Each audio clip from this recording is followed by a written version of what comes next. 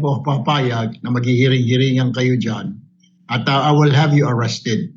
I promise.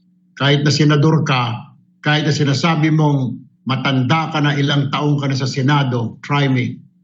Magpahiring ka ng blue ribbon ulit. Magpahiring ka. I don't care kung dati kang Senate President, dati kang Speaker of the House, I don't give up. Talagang papahuli kita. Kung hindi papahuli, kung ayaw ng usa, bibit-biting kita, kwikwelyuhan kita, palalayasin kita dyan sa floor na yan. Because I am the legitimate Blue Ribbon Chairman. Magandang araw sa inyong lahat mga kaibigan. Yan ang babala ni Senator Erwin Tulfo. Siya raw mismo ang bibit-bit kay Senator Alan Peter Cayetano kung magsagawa uli si Senator Alan Peter Cayetano ng hearing. Pagdinig sa Blue Ribbon Committee na ayon kay Senator Erwin Tulfo, peke huwad ang hearing dahil siya raw ang legitimate na chair ng Blue Ribbon Committee. Ito ulitin natin yung kanyang sinabi, ang kanyang babala. Ako papayag na maghihiring-hiringan kayo dyan at I will have you arrested. I promise. Kahit na senador ka, kahit na sinasabi mong matanda ka na, ilang taong ka na sa Senado, try me. Magpahiring ka ng blue ribbon ulit. Magpahiring ka. I don't care kung dati kang Senate President, dati kang Speaker of the House, I don't give up. Talagang papahuli kita. Kung hindi papahuli, kung ayaw ng usa, bibit-biting kita, kwikwelyuhan kita, palalayasin kita dyan sa floor na yan. Because I am the legitimate Blue Ribbon Chairman. Matindi talaga itong binitiwan ni Senator Erwin Tulfo. Magpahiring ka ng Blue Ribbon ulit. Magpahiring ka, I don't care kung dati kang Senate President, dati ang Speaker of the House. I don't give up. Talagang ipapahuli kita. Yan ang kanyang babala. At mas matindi pa ito yung kanyang binitiwan, kung hindi ipapahuli kita, bibit-bitin kita, kwikwilyuhin kita, palalayasin kita sa floor na yan because I am the legitimate Blue Ribbon Chairman. Ang tapang ang mga binitiwan na salita. Parang pelikula, di ba? Parang si Fernando Poe Jr. o kaya si Coco Martin. Talagang napakatapang.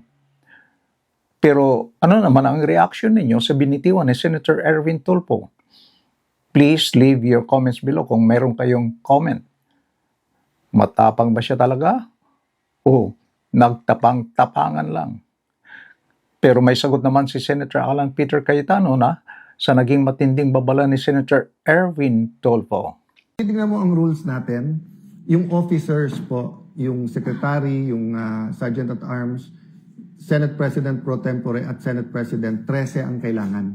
Kasi all members. So, ang Constitution ay nagbibigay ng power sa rules at sinasabi po dito sa dalawa na kailangan 13. So, kung walang 13, hindi kayo tunay. Going back to yung hearing ni Senator Erwin, the 12 might want to rein him in even during martial law, even during the abuse of arrest, kaliwat kanan at yung mga torture.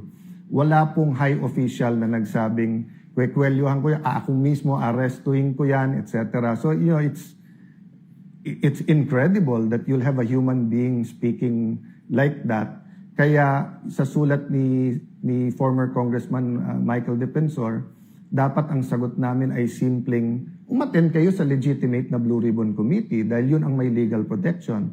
Pero siguro idadagdag ko dun sa sulat na yung ganun mental state ng isang senator tapos siya ang magiging chairman, walang makakapag-guarantee ng inyong safety doon. At tandaan nyo po, tapos na po tayo doon sa 18 Marines. Kung gusto nila ipatawag ulit under Senator Marcoleta, pwede mag-attend sila Senator Win. Pero nandun pa tayo sa 2 o 3 witnesses na ang bibigat at may mga dokumento at talagang mayayanig yung ating bansa. Kaya po nagkakaroon ng ganito. Umarangkada na rin si Senator Robin Padilla. Ipinamukha ni Senator Padilla kay Senator Erwin na subukan siya. Sabi niya, try me. Unahin mo ako kung talagang matapang kang hinayupak ka. At Ang taong matapang hindi ngawa ng ngawa, ginagawa niya na lang. Mag-utos ka pa ng usaa, huwag na. Gawin mo ng diretsyo. Kwelyuhan mo na agad. Tapos isama mo ako. Dahil kung magpatawag man ng hearing ulit si SP Cayetano, tiyak, 100% dadalo ako. Mga kaibigan, ano naman ang inyong pananaw sa hamon ni Senator Robin Padilla kay Senator Erwin Tulfo? Siguro alam naman natin na itong si Senator Padilla, tinawag siyang bad boy sa mga pelikula, pati totoong buhay. Ang tawag sa kanya ay bad boy. Although nagbago na ang kanyang image dahil sa ngayon, ang kanyang image ay isang mabuting family man at isa na rin siyang maasahang servant. Bago na yung kanyang image. Pero hindi pa rin nalis ang kanyang bansag sa kanya sa showbiz. Bad boy ang tawag pa rin sa kanya. Sa ngayon, wala pang sagot si Senator Erwin Tulfo sa pahayag ni Senator Alan Peter Cayetano at ang hamon ni Senator Robin Padilla sa kanya. Kaya abangan natin kung sasagutin niya ang hamon at ang pahayag ni Senator Alan Peter Cayetano. Ano kaya ang sasabihin niya sa hamon ni Senator Robin Padilla? Kaya abangan natin. Mga kaibigan, maraming salamat sa inyong panonood and please don't forget to like and subscribe. Bye-bye.